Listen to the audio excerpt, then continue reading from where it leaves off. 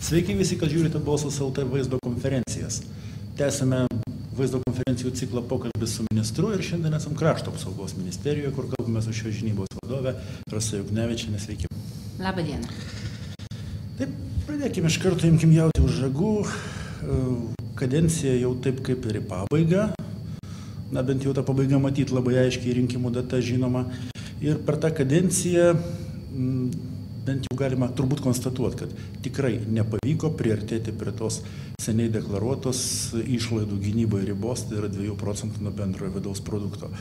Visi žinom, kad būtent partija, kurią jūs atstovaujate, už tai ilgiausiai kovojo ir turbūt, nėra labai linksma pripažinti, kad to nepavyko. Sakykite, ar dar kada nors pavyks ir ar to dar bus siekiama ateity? Tai ir dabar siekiama. Aš tikiuosi, kad netrukus ir partijų susitarimą šio klausimu turėsim, kad užteks sveiko proto ir nacionalinio saugumo strategijai bus pritarta Seime, kur apie tai kalbama. O gyvenimas yra gyvenimas. Tai klausimo, kada kilo ekonomika, niekas buvusiai vyriausybei net ir beveik nekeldavo. Kodėl neskiriat krašto apsaugai bent arti 2 procentų lėšų, kai galėjo tą daryti. Ekonominio sunkmečio sąlygomis, kada buvo minus 15 BVP nukritimas, kada reikėjo sumažinti pensijas, kada reikėjo sumažinti atlyginimus ir apskritai visas išlaidas, tai galvoti apie priartėjimą prie 2 procentų, aš nežinau, kokio nesveikumo proto žmonės turi būti, jeigu apskritai apie tai gali galvoti. Aš labai džiaugiuosi, kad bent pastaruosius 2 metus, 2011 ir 2012, šitie biudžetai yra išlaikyti, nemažinti, kai tuo tarpu dar kitoms sritim teko ir sumažinti tą finansavimą. Taip, iš tikrųjų, situacija išlieka įtempta.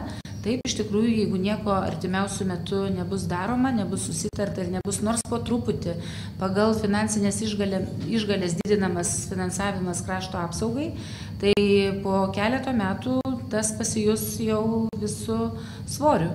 Dėl to, kad sensta technika ir ilgai gyventi su tokiu dideliu procentu personalo skirtų, personalo išlaikymui irgi negalėsim. Turėsim galvoti, kokio dydžio kariuomenė apskritai Lietuva gali išlaikyti, efektyviai išlaikyti taip, kad jinai galėtų pakankamai treniruotis, kad jinai būtų pakankamai apmokyta.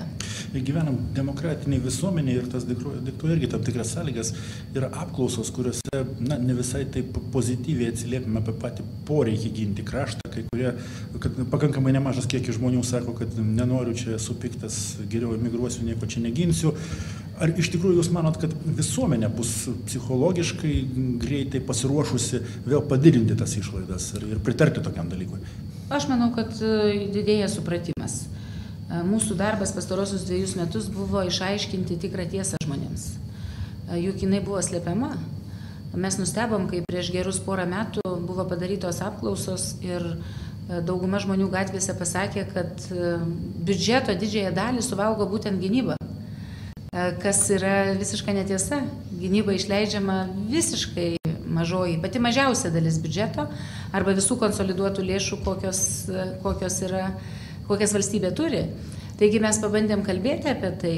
Tai nėra lengva kalbėti apie neigiamus dalykus. Kiekvienas ministras norėtų kalbėti pozityviai, ką nors gero pranešdamas tautai. Aš ryžausi apie tai kalbėti ir mes pasiekėm, kad jau bent dabar Seime niekas nebebando nurėžti nuo krašto apsaugos, kaip visą laiką ištisus 10 metų būdavo. Ir politikai tą supranta, ir visuomenės didžioji dalis tą supranta. Ir tai yra gerai, dėl to, kad niekada nebus taip, kad visi tą suprastų.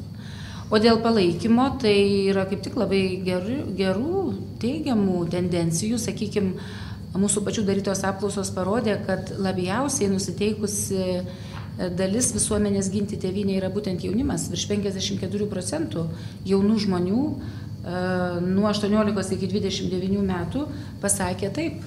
Jie tikrai gintų valstybę. Tai atsigręžiant dabar atgal į tą klausimą, kuris labai aštriai buvo iškilęs prieš praeitus Seimo rinkimus, dar tą šauktinių ir profesionalų santykį. kai ponas Olekas savo įsakymu panaikino, nutraukė šaukimą ir panašiai, paskui buvo į konstitucinį teismą perkelti ginčiai, tai vis dėlto tas žingsnis buvo teisingas ir klaidingas, ir jis buvo skubotas, ir jis buvo savalaikis, kaip jums atrodo dabar? Jis visai nesavalaikis buvo, aš dabar dar labiau įsitikinusi galiu pasakyti, kad tai buvo skubotas politinis žingsnis, visiškai nepasiruošus, tam turėjo pasiekmių, tas žingsnis turėjo pasiekmių ir kariuomenės situacijai, kadangi dar ištikus krizei mes neturėjom pinigų pasamdyti pakankamai eilinių karių ir tas iki šiol jaučiasi dar. O kitas dalykas, nebuvo visiškai pasirengta, o kągi vietoj šauktinių, kaip vietoj šauktinių mes rengsim rezervą. Juk šauktiniai yra ne čia esmė, kaip kad bando parodyti profesinė ar šauktinių kariuomenė yra geriau. Ir profesinė ir šauktinių kariuomenė gali būti labai geros. Esmė yra ta, kaip tu rengi rezervą. Jeigu tu turi profesinę kariuomenę, tu vis tiek turi rasti būdą, kaip tu parengsi rezervą, jeigu tu rimtai ruošiesi gintis. Tai mes dabar pakeitėm karo prievolės įstatymą ir nustatėm naujus būdus, kaip kitais būdais, ne tik per šauktinius, galima rengti rezervą. O tai yra baziniai kariniai mokymai su tam tikra skatinimo sistema, kuri tikiuosi bus patraukli. Yra jūsų atžvilgiu metama ir tokia kritika. Vienas ministras parašė vienokį įsakymą, kita ministrė galėjo parašyti kitokį. Ir tada ruoštis ten visiems tam dalykam šitą. Kodėl taip nepadarėt? Nuėjot konstitucinio teismo keliais? Taip, nes tai buvo sutarta koalicinėje vyriausybėje. Yra koalicinės vyriausybės programa. Ir koalicinės vyriausybės, sudarant koalicinę vyriausybę... Jeigu nuo jūsų būtų priklausęs, būtų įsakymą rašęs. Taip, aš būčiau buvus už tai. Bet iš kitos pusės reikia neužmiršti, kad į tą pačią upę įbristi labai yra ir nelengva. Buvo labai didelis toks, sakyčiau, nelabai skanus darbas padarytas iki sustabdant šaukimą, kuomet buvo visuomenė nuteikta prieš šauktinių kariuomenę. Deja, prie to prisidėjo ir dalis žiniasklaidos. Gal dėl to, kad labai didelę dalį paramos gaudavo iš krašto apsaugos sistemos, kiek man teko patirti atėjus, kokia didelė dalis pinigų buvo skiriama, tai buvo nuteikta nemaža dalis žmonių, nors dabar matau, kad iš tikrųjų ne visada tai, kas yra viešojoje erdvėje, virtualioje erdvėje, taip yra ir tuomet, kai susitinki konkrečiai su žmonėmis. Vienas iš portalo skaitytojų, tiksliau skaitytojo pasirašantys studentai užduoda klausimą, rašo: laba diena, kaip Lietuvos saugumui atsiliepia Jungtinių Amerikos valstijų ir Rusijos vykusi perkrovos politika, santykių perkrovimo politika. Ką galite apie tai pasakyti? Galiu pasakyti, kad Lietuvos ir Jungtinių Amerikos valstijų santykiai kaip niekada geri gynybos srityje. Ta sakau ne tik tai aš, čia 3 metus dirbanti, bet lygiai tą patį sako ir mūsų ministerijos senbuviai, kurie nuo pat mūsų pirmųjų kūrimosi dienų yra toje užsienio politikoje ir žino, kokia situacija yra buvusi anksčiau. Jeigu per kadenciją 3 kartus aukščiausio lygio gynybos srityje vizitai į Jungtinės Amerikos valstijas ir labai produktyvus konkretus dėl konkretaus bendradarbiavimo ir apžvelgiant konkrečią situaciją mūsų regione susitikimai vyko Pentagone, tai daug ką irgi pasako ir parodo. Ir Jungtinių Amerikos valstijų požiūrį į Lietuvą ir taip pat mes galim pasakyti, kad įvyko daug labai svarbių pokyčių. Gaila, kad negaliu visų jų išdėstyti taip, kaip galėtų galbūt kitų sričių ministrai, kadangi daugelis tų dalykų yra su labai aukšto lygio žymomis, galiu tik tai pasakyti keletą svarbiausių. Tai visų pirma planavimas, bendras planavimas NATO ir Lietuvos šitos regiono gynybos, kur Jungtinės Amerikos valstijos vaidina vieną pagrindinių vaidmenų. Mūsų bendradarbiavimas labai konkrečiai, su konkrečiomis pajėgomis, čia ypač specialiųjų operacijų pajėgas galėčiau paminėti, būtent su šita valstybė. Na, o su Rusija, tai dėja, kaip nebuvo pokyčių, taip jų ir nėra dabar. Turiu omeny mūsų sistemų bendradarbiavimą. Lietuva ne kartą yra siūliusi įvairių iniciatyvų, kad mes galėtumėm pradėti konkrečiai bendradarbiauti, ypatingai, sakykime, tarp Karaliaučiaus krašto ir mūsų pajūrio, reikalinga ir nuolatinė kokia nors informacinė linija, kad apsikeistumėm informaciją, bet labai didelių pokyčių nėra. Deja, lygiai tokia pat situacija yra ir su Latvija ir Estija. Deja, aš manau, kad Rusija kol kas bent jau laikosi tokio keisto ir man sunkiai suprantamo ignoravimo požiūrio į Baltijos valstybių ginkluotasias pajėgas ir Baltijos valstybių apskritai turėjimą karinių ginkluotųjų pajėgų. Gal patį valstybingumą? Na, aš taip dabar nedrįščiau sakyti, todėl kad vis dėlto esam pripažintos, bet šitas rytis iš tikrųjų išimtinai yra ignoruojama arba netgi, sakyčiau, bandoma informacinėme lauke suteikti labai negatyvų atspalvį šitoms rytims. Kadangi prakalbam apie informacinį lauką, tai jame yra ir tam tikrų naujų tokių posūkių, kalbant apie grėsmių suvokimą. Čia ir netgi iš Tėvynės sąjungos Lietuvos krikščionių demokratų partijos tarybos narių jau yra tekę viešai išgirsti, kad grėsmę gali kelti ir kai kurie NATO sąjungininkai, kaip antai Lenkija, nes jeigu atseit pagal žinomus gynybos planus jie pirmieji ateitų mum į pagalbą, tai paskui gali neišeiti ir jūs esate išgirdusi perspėjimų. Noriu sustoti ties tą vietą, va čia ir yra esminė klaida. Ir iš ko matau, kad tikrai žmonės nežino gynybos planų ir labai gerai, todėl kad jie yra slapti. Tai čia išeina iš nežinojimo, spėliojimo ir visiško nesusivokimo, kas yra NATO ir kaip NATO veiktų. Taip, Lenkija yra labai svarbi partnerė. Taip, man kelia nerimą įtampos tarp Lietuvos ir Lenkijos dėl dalykų, dėl kurių tikrai galėtumėm susėsti ir rasti sutarimą. Kurie nėra neįveikiami. Tikrai nėra neįveikiami. Taip, iš tikrųjų, Lenkijos gynybai labai svarbios Baltijos valstybės. Neįsivaizduojama yra Lenkijos gynyba be mūsų kaip nors saugumo. Lygiai taip pat ir mūsų saugumas tiesiogiai labai priklauso ir nuo mūsų santykių su Lenkija. Pasižiūrėkit vien tik tai į žemėlapį, į tą siaurą 80 km kaklelį, jungianti 3 Baltijos valstybės su likusia NATO teritorija ir suprasit, kiek strategiškai yra svarbu, bent jau galvojant apie paramą ateinančią, galinčią ateiti sausumą ir per kur mes ją gautumėm. Dar turint omeny Karaliaučiaus krašte diegiamą priešlėktuvinę gynybą, kurios spindulys 400 km po S-400 dislokavimo, tai parama orų gali būti apskritai labai komplikuota. Taigi daug yra labai svarbių ir jautrių klausimų, kurie mums ir Lenkams, džiaugiuosi, kad ir Lenkams jų gynybos ministerijoje yra suprantami ir mes tęsiam bendradarbiavimą. Tai iš tikrųjų noriu tik dar kartą paneigti tą, ką ir jūs čia pakartojot. Kai kurie žmonės, iš tikrųjų turbūt iš visiško nesusivokimo, bando tokiu būdu diegti nepasitikėjimą NATO. Taip, politikoje dalyvaujantys žmonės diegia nepasitikėjimą tam tikrą ir manau, kad mūsų didžiajai kaimyniai Rusijai tik tai labai linksma ir labai džiaugiasi dėl tokių žmonių, na, netgi pasakyčiau, kartais ir klėdesių.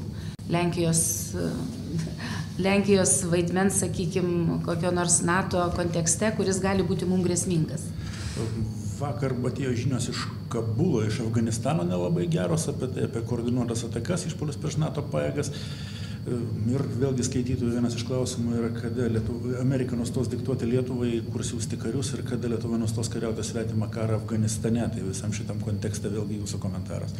Tai nėra svetimas karas, jeigu turim omeny, kad tie žmonės, kurie tokį klausimą užduoda, pritarė Lietuvos narystei NATO ir supranta, kas yra NATO, kad NATO tai yra solidarumas, kad jeigu mums būtų grėsmė, tai čia ateitų pagal juos svetimo karo kariauti jau tada kitos NATO valstybės, kurioms galbūt Lietuvos teritorija, Lietuvos teritorija tos valstybės žmonėms būtų gal net vos ne pirmą kartą išgirsta teritorija apskritai, kur nors toli nuo Lietuvos gyvenantiems. Tai nebūna svetimų karų, jeigu priima sprendimą NATO. 2001 metais buvo užpultos Jungtinės Amerikos valstijos. Pirmą kartą NATO istorijoje buvo aktyvuotas 5 straipsnis. Visos kitos NATO valstybės pripažino, kad pagal 5 straipsnį, kad Jungtinių Amerikos valstijų užpuolimas yra ir visų kitų NATO valstybių užpuolimas. Taigi, jeigu mes norim, kad kada nors, jeigu būtų bėda, mus gintų, tai mes turim padėti ir savo partneriams, šiuo atveju Jungtinėms Amerikos valstijoms. O niekam nepaslaptis, visi žino, kad visi tie planai, suplanuoti teroraktai buvo būtent iš Afganistano, buvo būtent iš ten. Ir šiandien po 10 žinoma užtrukusios operacijos Afganistane, labai sunku, aišku, žmonėm įrodyti, kiek tokių panašių akcijų, kiek tokių panašių teroro aktų buvo sustabdyta, tiesiog jų neįvyko. O pagal planus atrodo, kad jų turėjo būti labai daug. Čia yra vėl keliamas, na čia aš tiesiog kai kurių klausimų net neskaitysiu, bet Tam tikra dalis komentarų byloja, kad žmonės štai abejoja, ar, kaip rašoma, Aitvaro eskadrono smogikai, kurie naikina Afganistano partizanus, kovojančius prieš okupantus, ar jie neprišauks Lietuvai bėdos, ar nepanorės Lietuvai atkeršyti kas nors, ar neišauksim teroro aktų. Rašo, kad į Minsko autobusą jau buvo padėta bomba. Tai, žinot, čia galima visus reiškinius sieti vieną grandinę ir sukurti tiek sąmokslo teorijų, kad juose mes visi paskesim. Gaila, kad žmonės linkia į tas sąmokslo teorijas, bet dėl Afganistano, dėl Aitvaro ir apskritai dėl mūsų karių, tai man kaip tik tenka kalbėtis su didžiąją dalį Afganistano žmonių atstovaujančią visuomenės dalimi, kurie sako, tik nepalikit mūsų vienų. Tos pačios moteris, ypatingai moteris Afganistane, yra suinteresuotos tuo, kad situacija negrįžtų atgal į Talibano laikus, kur joms netgi buvo mergaitėms uždrausta lankyti mokyklas, neleidžiama eiti pas vyrus gydytojus, o moterų gydytojų beveik ir nebuvo. Taigi labai daug yra gerų pokyčių Afganistane. Sakykime, Čekčerane, Goro provincijoje apklausos, pastoviai daromos apklausos rodo, kad 80% žmonių remia ir labai pozityviai žiūri į mūsų karių buvimą Goro provincijoje. Gal netgi sakyčiau, kaip tik atvirkščiai, jie su nerimu laukia mūsų pasitraukimo ir kokia situacija bus tuomet. Žiūrėkit, yra dar vienas klausimas užduodamas tokią formuluotę, aš tiesiog paskui perėsiu prie savojo klausimų, bet jie susiję. Štai klausas, skaitytojas, gerbiama ministrė, ar yra pagrindas visuomeniai pasitikėti antrojo operatyvinių tarnybų departamentu ir šitas departamentas negalėtų duoti per galvą valstybės saugumo departamentui?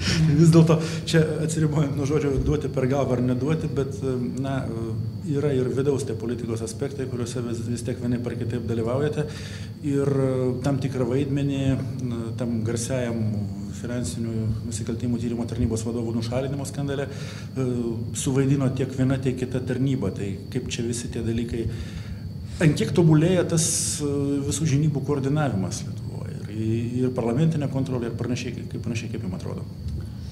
Antras departamentas yra kitokioje padėtyje negu valstybės saugumo departamentas, kadangi jisai yra kontroliuojamas per politiką ministrą.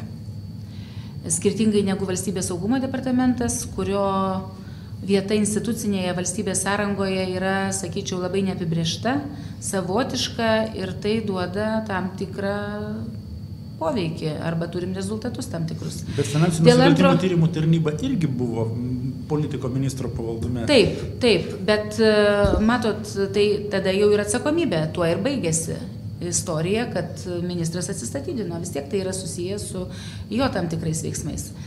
Dėl valstybės saugumo departamento nieko panašaus, daug kalbama, daug šnekama, daug įtampų, daug spėlionių, daug sąmokslo teorijų, rimtos informacijos nėra, pats valstybės saugumo departamentas irgi netrodo, kad labai gebėtų paaiškinti visuomeniai savo darbus, gal po nacionalinio saugumo gynybos komiteto paraginimo išslaptinti bent jau didžiąją dalį jų ataskaitos žmonės ras atsakymus į kai kurios klausimus.